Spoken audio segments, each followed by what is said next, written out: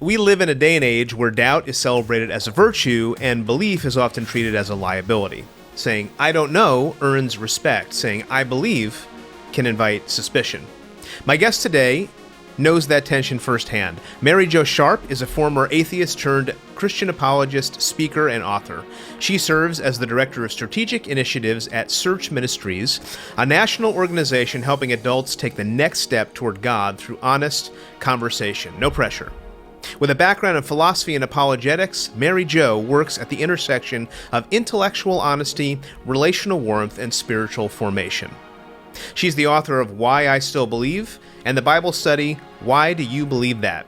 And she's a sought-after speaker equipping churches, universities, and organizations to engage questions of doubt and belief in ways that are both intellectually serious and personally caring. This isn't about winning arguments, it's about whether belief is still possible, intellectually, morally, and honestly, when certainty feels out of reach. If you're skeptical, questioning, or quietly wondering whether faith can survive scrutiny, this conversation is for you. Welcome to the Underground Sessions podcast.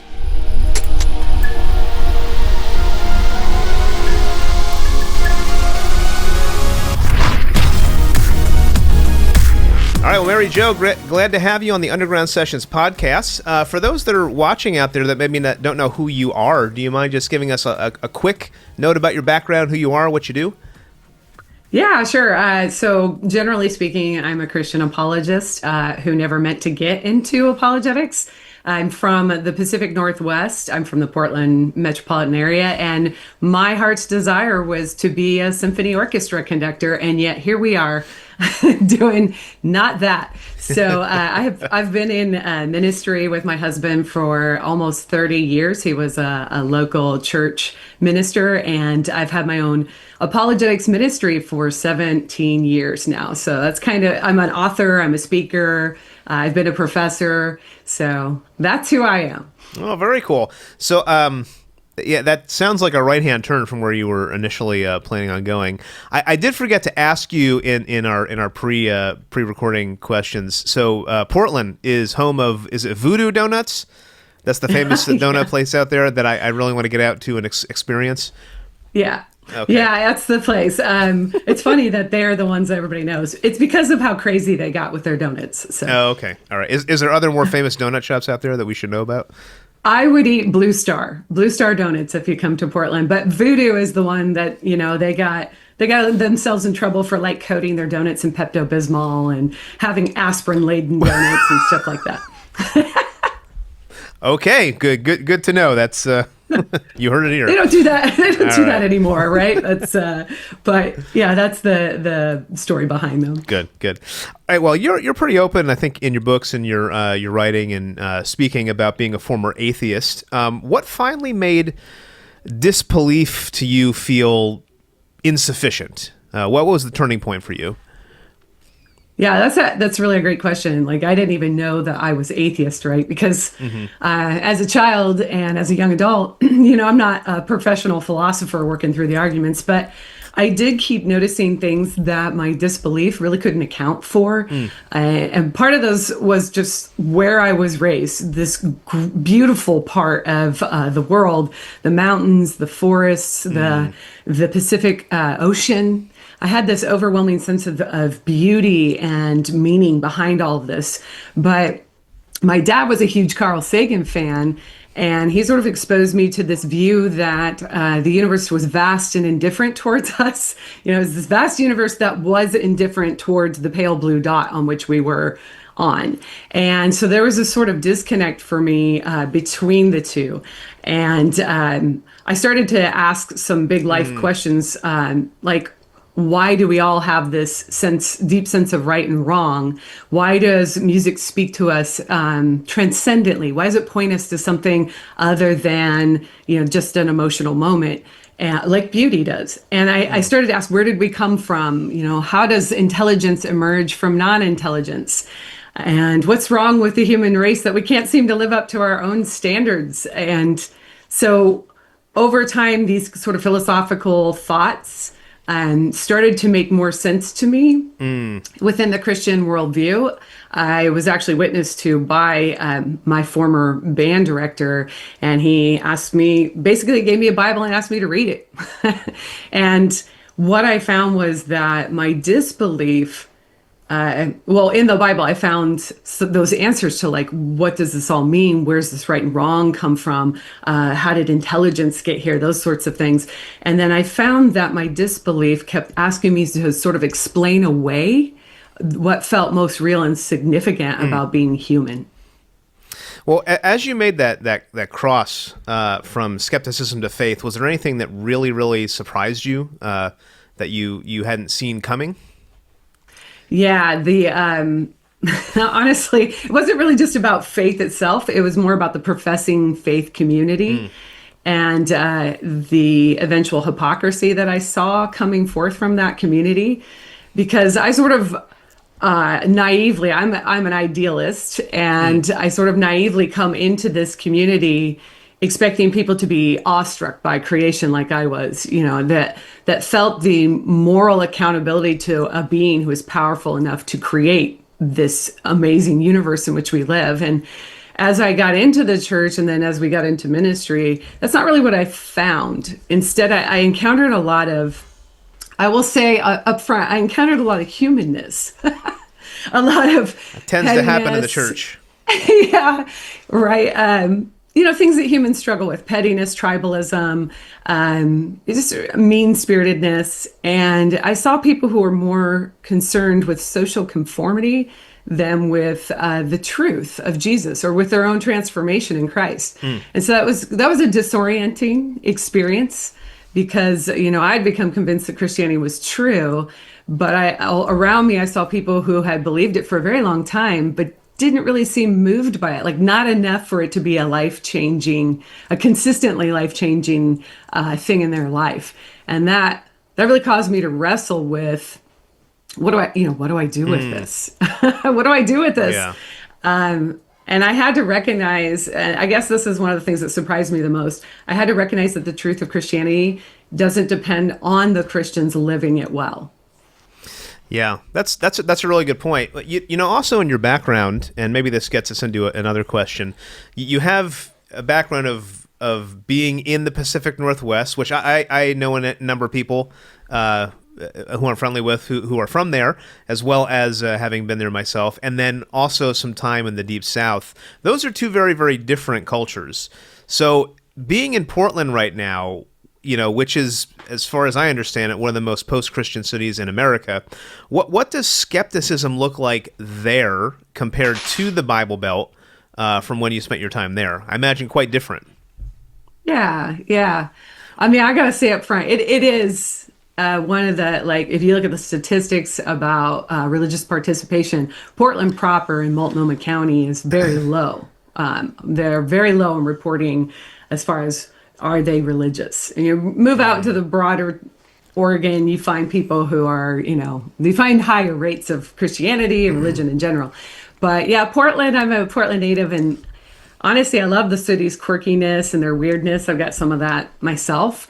But the difference that I saw was that when I encounter people who are skeptical in the Bible Belt, and I'm going to generalize here because everybody's different, but I found them more so wrestling with they've already wrestled a little bit with Christianity, or they've wrestled with Christianity and are rejecting it. And that's often because of church hurt, religious abuse. They tend to know more about the claims of Christianity and have specific objections. And there's some real pain there behind their resistance to Christianity. There's anger, there's kind of heat in the conversation. Whereas with Portlanders, I tend to find more of a indifference as well as a anti-institutional feeling or institutional suspicion. So Christianity wasn't really on people's radar up here as much. That's my experience growing up here and then now coming back, is that it's just not really on their radar as a live option. It's not necessarily hostile. I'd say there are groups maybe that are a little more hostile to it, just like anywhere, but we're just not particularly interested.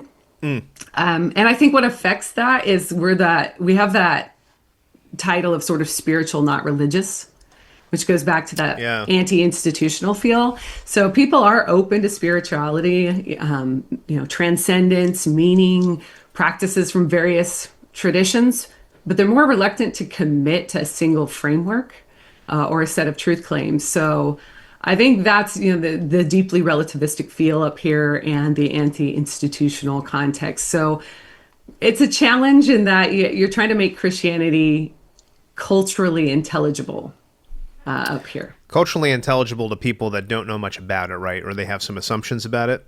Would that be fair to say? Yeah. It's more surface level assumptions of what you see online or in the news about, especially about evangelicals. I've actually had to say, oh, well, what do you think about evangelicals? Who are we? And I've had to answer a lot of questions about that. Yeah, I'm sure. So you brought up this point about people sometimes having an anger or vitriol at God. Do you find in your conversations that's people use that as a reason for why they don't believe, or do they have other reasons? Like, how do you respond when that type of thing comes up? When people say they're angry, I'm sorry if I heard you wrong, or when they say they're not really angry. Actually, sorry, let me rephrase it. If they say, I'm not angry at God, but I just don't see reasons to believe, how do you respond to that type of thing? Yeah, well, for me, I don't doubt their experience, for one, because there are some people that I've encountered that are just looking at the reasons for belief and find it unconvincing. It's not as often as you might think, but it's not always about anger or sort of a rebellion. So I would believe their experience, but I want to explore with them, well, what counts as good reasons? And I think that's a tough thing today because we don't really teach people how to think well. I was a former public school educator, so it's really hard to teach philosophy in public schools, and then in the higher ed, we're kind of kicking out intro to philosophy, intro to logic, those kinds of courses, which people really need in order to understand what makes for a good reason. So I think people are they're waiting for something that they think is like a scientific proof or mathematical certainty, but most of life's significant decisions don't work that way. And that's sort of what I point out to people is, we commit to some of our most important or meaningful relationships, our careers, the values that we hold, typically based on cumulative evidence, coherence, and trust, not really on something like mathematical certainty. Right? And if we did try to make all of our decisions that way, then we wouldn't be able to get going in the morning, right? Because that's an impossibility to have all of that kind of knowledge.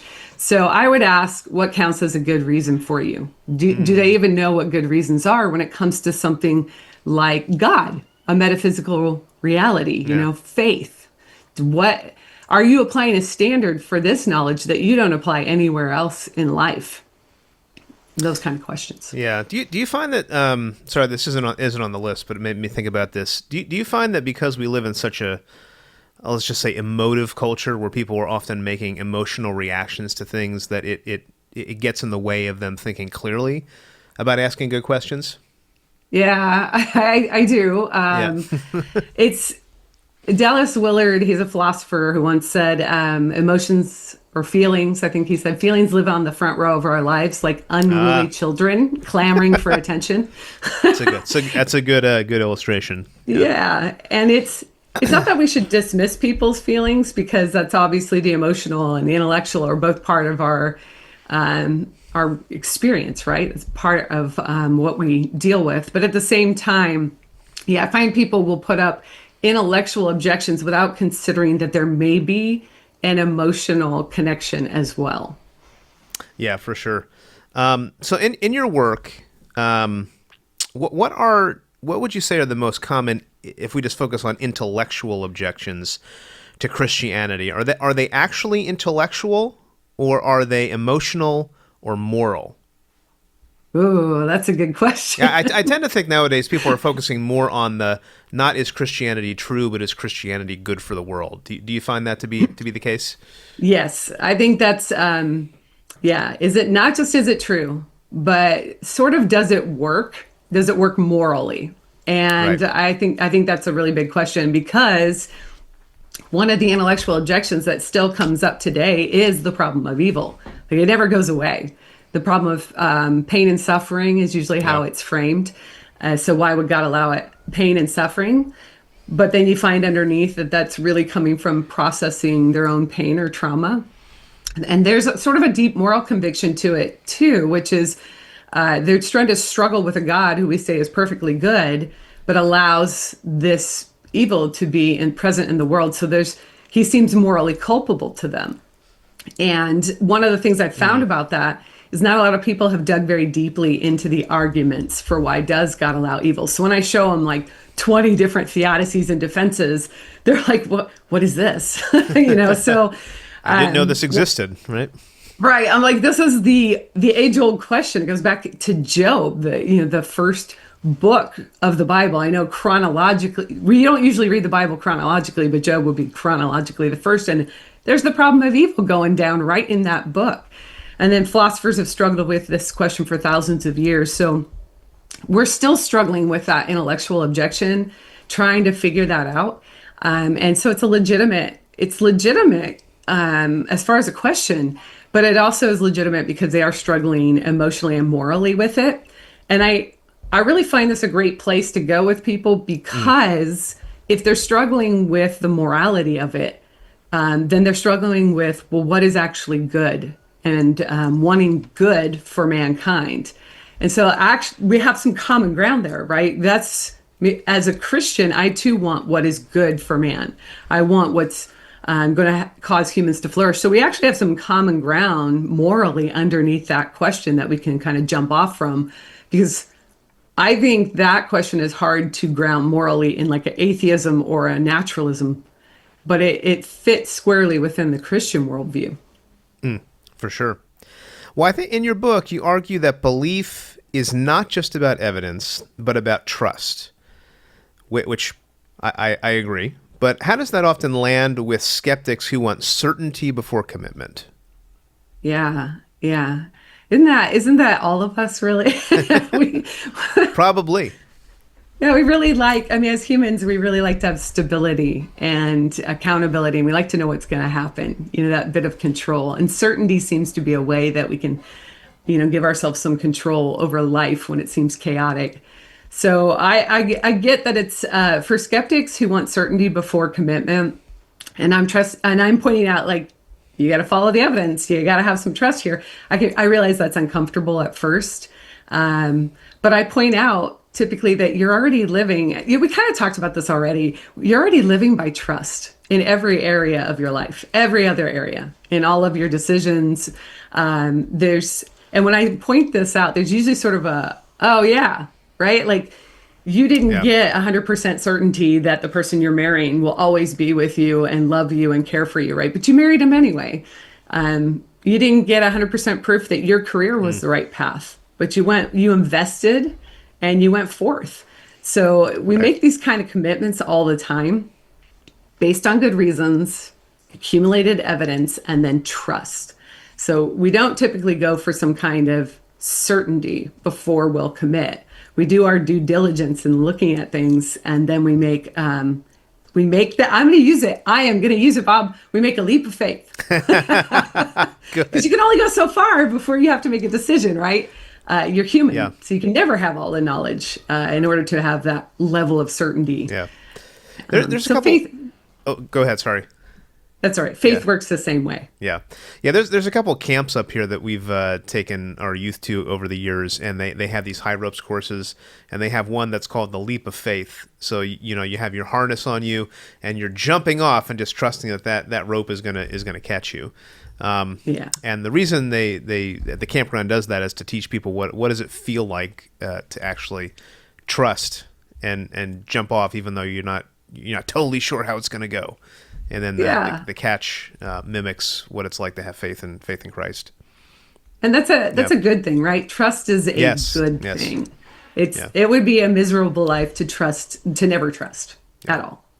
Well, people often get hung up when it comes to things like suffering, and you mentioned that before. So if your life did not turn out as you thought it should, or if I thought I prayed for healing and God did not heal or heal in the time that I wanted him to, or God did not provide the spouse that I was praying for, or the job that I was praying for, or there's some kind of medical issue that came up. Where does that play in, along with things like maybe desire and your view of beauty? You mentioned the beauty of the outdoors. How does that play into belief, especially if you're in a conversation where the arguments you're making feel inconclusive for the person you're talking to? Yeah, yeah. Well, I would say that these are, I'm going to call them epistemically significant. It's not just emotional define noise. that epistemically. Epistemology is the theory of knowledge. Right. So it's important in how we know things. Epistemically significant, important in how we learn and gain knowledge. And I'll tie that into the desire, beauty, and suffering here. C.S. Lewis makes a really good argument here in his argument from desire, how our deepest desires are pointing beyond this world. Like when we long for something that no earthly experience fully satisfies, that longing or desire is actually an evidence that there's something other than this that fulfills those desires, right? Especially when you have those, I think you brought up like unmet desires, unmet goals and expectations, right? Beauty works kind of similarly in that our experience of transcendence in music and art and nature suggests there's something beyond just the pale blue dot, the physical matter of the universe. That is, these things are pointing us to meaning beyond just what is. So they're not just randomly emerged properties, but this is part of the way our universe is, that we have this meaning in the fabric of the universe, the way God designed it. And then you mentioned suffering, which is something different, because suffering is often the great stumbling block for people. But what's striking to me in suffering and in making arguments for God's existence is that suffering is only a problem for us if we believe that it shouldn't be this way or it shouldn't exist. Like if we think suffering is wrong somehow. And so if we have this understanding that the world ought to be different, then the suffering speaks beyond just a propositional truth or some argument that we make, and that we're recognizing that the world ought to be different. So that's hard to ground in something like atheism or Buddhism or a naturalist perspective, because they just don't have a foundation for that. While Christianity doesn't solve all the mystery of suffering, Right. it does take both the reality of it and the wrongness of it seriously. So in a way that some of these other worldviews really struggle to do so. So when arguments feel inconclusive, these deeper human experiences of desire, beauty, and suffering can actually teach us something. And they can point us toward what makes best sense of the human experience as we actually know it. Good. Yeah, thank you. That's a good word. Do you mind if we shift a little bit to talk about kind of engagement with the public world? And I know it's Christianity, and we were talking before. Even the term evangelical can have a interesting response depending on who you're speaking to. But let me just ask this: how can Christians speak honestly in public without sounding defensive or domineering when they're engaging with people that are questioning God or questioning the veracity of Jesus? Yeah, I love this question because this is what I teach on. And this is the new ministry that I'm working with. Well, they're not new. I'm new to their ministry, Search Ministries. This is how we approach people, is that we lead with curiosity and we ask a lot of questions. We seek to understand people's actual objections before defending our position. And we're willing to say, hey, you know what? I don't know when I don't know something. And we don't view that as a weakness. We view it as honesty, because defensiveness usually comes from a fear that Christianity can't withstand scrutiny, or it oftentimes comes from that. And domineering, that comes from an insecurity masked as sometimes as certainty. So, I'm just going to say my truth and speak it to you. And that's sometimes coming from an insecurity of the person. But if we're confident the truth can handle these examination, then we can be generous with people, charitable with them, and patient with them. What we teach at Search is sort of this 1, 2, 3 framework with people. And one is that God values, and we should value that one person right in front of us, so we can be patient with them.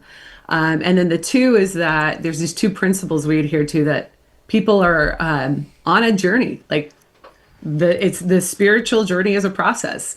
So we need to be patient with where they're at, because you don't know what part of their journey they're in.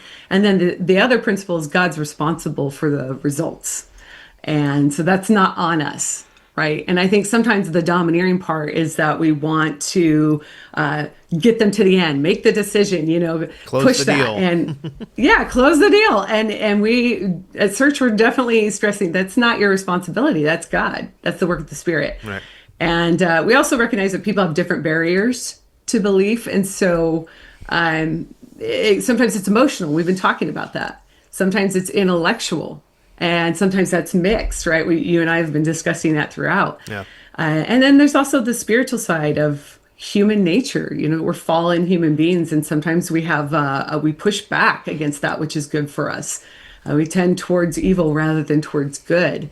So, understanding what barrier people which one they're struggling with, really can help us minister to people and speak honestly and care for these people right in front of us. And that's something that we really stress at Search Ministries, where I'm now a part of. Great. Well, what about on the flip side? So let's say you have somebody in your Christian community. What would you say to that person who maybe fears that having questions about their faith might cost them being part of their community? Yeah. How can the church help people wrestle with doubt in a healthy way? Yeah, I would say that fear is legitimate, because sometimes when you change your worldview, your philosophical framework, it does cost you your community. And I think that kind of reveals something important about the community, though, that you've been a part of. Because healthy communities, whether they're Christian or not, can hold your questions. They don't require performance or certainty. If your community is punishing honest inquiry, that's a problem with the community, not with the questions themselves. So I'd encourage people to find people who can walk with them through questions without getting into panic or judgment, like panic where I don't know the answers and shutting down the questions, right? Or judgment on them for having these kind of doubts. Maybe find one person you can trust as a mentor or just a friend. And I would say that you need to be responsible to make your faith your own. A lot of people trust in their community rather than, instead of trusting what your community just says, which is great to have, right? You need that. The Bible stresses that. But you also need to make your faith your own belief, right? Not borrowed convictions that you're afraid to examine because you might lose those friends or that community. And that is costly. That's a costly process.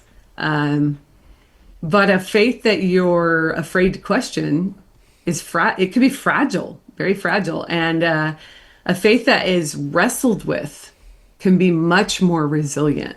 So, that's something that I think is a legitimate fear, but also I think this is one of the most important things we need to do, right? This is going back to Socrates, like one of the hardest things to do is to know yourself. And he says the unexamined life is not worth living. So even why do you believe these things? It's important to understand them for yourself.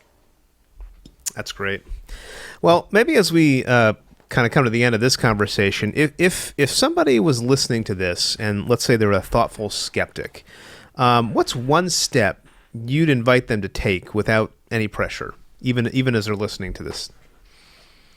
Yeah, I love that, without pressure, because that's kind of how I began, right? Somebody just gave me a Bible and said, like, hey, you go off to college, you might have hard questions. I hope you'll turn to this. And so very, very low key. So I would suggest maybe reading one of the Gospels. And my suggestion is maybe read John or Luke. Try reading it to see past what you've been told Christianity is. And that's the cultural associations, the caricatures, people's painful experiences with Christianity. Just really look at this person of Jesus on his own terms, right there in the text. Who is he claiming to be? How does he treat people? Does what you see kind of surprise you? And that's really important because, remember, Christianity rises or falls on whether or not Jesus is who he claimed to be. So I would start there. If that feels like too big of a step, like I don't really want to do that, I'm not ready for that, then pick one of the philosophical questions that you have about God or the universe in which we live, right? So maybe the problem of evil, like we've been talking about, or the question of whether morality is objective or completely subjective to every individual. And in that process, do what philosopher J.P. Moreland suggests, which is look for the response that's the hardest for your current position to answer. What's the hardest to answer from where you currently are at? And give it honest consideration. Don't just read perspectives you already agree with or the easiest targets to dismiss. Really look at what serious thinkers have said on that question on different sides, and then consider what explanation actually accounts for reality as you experience it. Again, going back to the human experience, right, in this life. So you don't have to get everything resolved, but just like genuine inquiry, which takes a lot of intellectual honesty and humility. Yeah, I love that. And I think asking honest questions is something that's a bit of a lost art for a lot of people, in that they ask questions because they're trying to get into an argument and prove their point. But you can kind of tell the people that are asking honestly rather than those that are asking with an agenda. Right. So it's good, good word for us here. If people want to learn more, you got a couple books and you got an organization. So why don't you share a little bit about if somebody wants to take a next step with material you've put out, where can they find it? What is it? Great. Yeah. So I wrote a book called, it's a long title. You ready? Why I Still Believe, a Former Atheist's Reckoning with the Bad Reputation Christians Give a Good God. So that you can find that on Amazon, at Zondervan, wherever Christian books are sold. That's a great place to start because that one kind of walks you through my process of looking at the apologetics arguments and how they were very convincing to me, to where I couldn't just step away from the Christian worldview or the Christian framework. So that's great. Like I said earlier, I am with an organization called Search Ministries, and we are an evangelistic organization who really focuses on relationships, and specifically one-on-one. And we've got a bunch of resources, including what's called the Reach podcast.